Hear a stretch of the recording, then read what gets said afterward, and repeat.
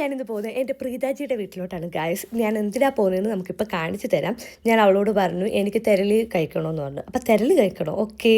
അങ്ങനെ അവൾ നല്ല ചൂടോട് തെരളി റെഡിയാക്കിയിട്ട് അവളുടെ ഹസ്ബൻഡ് എന്നെ വിളിച്ചു പറഞ്ഞു, നിൻ്റെ ഫ്രണ്ട് നിനക്ക് വേണ്ടി തെരളി ഉണ്ടാക്കി വെച്ചിരിക്കുന്നു. അത് ചൂടോടെ കഴിക്കാൻ വേണ്ടി ആ നൈറ്റ് ഞാൻ ഓടി വന്നു.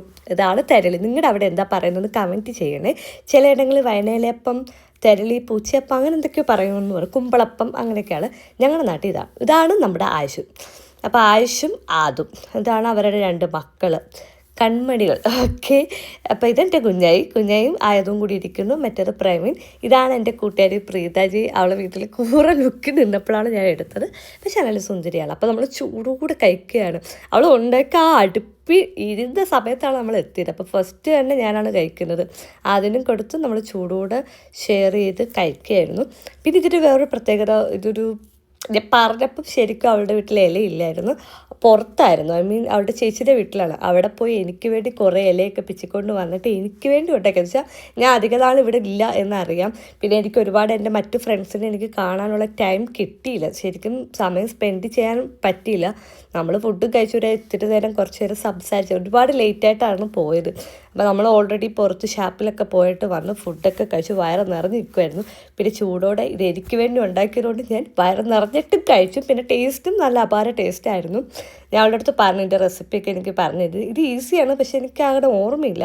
ഇത് പല രീതിയിലും ഉണ്ടാക്കും. ചിലർ ഗോതമ്പ് പൊടി വെച്ചുണ്ടാക്കും, ചിലർ അരിപ്പൊടി വെച്ചുണ്ടാക്കും, പിന്നെ വേറെ എന്തെങ്കിലും വെച്ചുണ്ടാക്കുമെന്ന് എനിക്കറിയാം. അപ്പോൾ അതും അവിടെ നിന്ന് എന്തൊക്കെയോ പറയുന്നുണ്ടായിരുന്നു. പിന്നെ ഇതാ ചേട്ടൻ്റെ അനിയത്തിയുടെ നല്ല കൊച്ചു സ്നേഹ സൗഹൃദങ്ങളൊക്കെ അവിടെ കണ്ടുകൊണ്ടിരിക്കുകയായിരുന്നു. രണ്ടുപേരും അങ്ങനെ ബഹളമൊന്നും ഇല്ലാത്ത കൂട്ടത്തിലാണെന്ന് തോന്നുന്നു. നമ്മൾ ചെന്നപ്പോൾ അങ്ങനെ ബഹളമോ കല്ല് കാര്യങ്ങളൊന്നും ഇല്ലായിരുന്നു. അവിടെ കുഴപ്പമില്ല. എനിക്ക് വേറെ കുറേ ഫ്രണ്ട്സുണ്ട്, അവരാരും കാണാൻ പറ്റിയിട്ടില്ല. എനിക്കിത് +1 +2 കിട്ടിയ കൂട്ടുകാരെയാണ്. അതിനുശേഷം നമ്മൾ കുറേ ഗ്യാപ്പുകൾക്ക് ശേഷം വീണ്ടും 2014 കണ്ടു കിട്ടിയത്, 2017. പിന്നെ നമ്മൾ നാട്ടിൽ ഒരു 11 വർഷത്തിന് ശേഷം പിന്നെ ഞങ്ങൾ കാണുന്നത്. പിന്നെ ഞാൻ ഒരു കൊല്ലം ജർമ്മനിക്ക് വന്നു, പിന്നെ തിരിച്ചു വന്നപ്പോൾ ഒരു കൊല്ലത്തിന് ശേഷമായിട്ടാണ് കാണുന്നത്. പിന്നെ ഞങ്ങളുടെ ഒരു ഫ്രണ്ട്ഷിപ്പ് എന്ന് പറയുന്നത് സിസ്റ്റർ ബോണ്ടാണ്. അവൾ ശരിക്കും തന്നെ ഒരു യങ് സിസ്റ്ററായിട്ടാണ് കാണുന്നത്. ഭയങ്കര കെയറിങ് ആണ്. ഇപ്പോൾ ഫുഡ് കഴിക്കുന്ന കാര്യത്തിലാണെങ്കിൽ നമുക്ക് എന്ത് പ്രശ്നം വന്നാലും മോട്ടിവേഷൻ എല്ലാ രീതിയിലും നമുക്ക് സപ്പോർട്ട് ചെയ്യും. അങ്ങനെ ഒരു ഫ്രണ്ട്ഷിപ്പാണ്. എനിക്ക് എന്ത് ഓപ്പണായിട്ട് പറയാം. അപ്പോൾ എനിക്ക് ഏതൊരു പ്രതിസന്ധി വന്നാലും എൻ്റെ കൂടെ നിൽക്കുന്ന ഒരു ഫ്രണ്ടാണ്. അപ്പോൾ ഈ ഒരു ഫ്രണ്ട്ഷിപ്പ് നീണ്ട കാലത്ത് നിൽക്കണമെന്നാണ് എൻ്റെ ഒരു ആഗ്രഹം. അപ്പോൾ ഇന്നത്തെ വീഡിയോ ഇത്രയേ ഉള്ളൂ. ഇനി വരും വീഡിയോകളിൽ ഞാൻ എൻ്റെ മറ്റ് ഫ്രണ്ട്സുകളൊക്കെ നിങ്ങൾക്ക് ഇൻട്രൊഡ്യൂസ് ചെയ്ത് തരാം. ഇതൊക്കെ ഭയങ്കര ആത്മാർത്ഥമായിട്ടുള്ള ഫ്രണ്ട്സാണ്. അതുകൊണ്ട് എനിക്ക് ഭയങ്കര കംഫർട്ടാണ്. അപ്പോൾ ബൈ.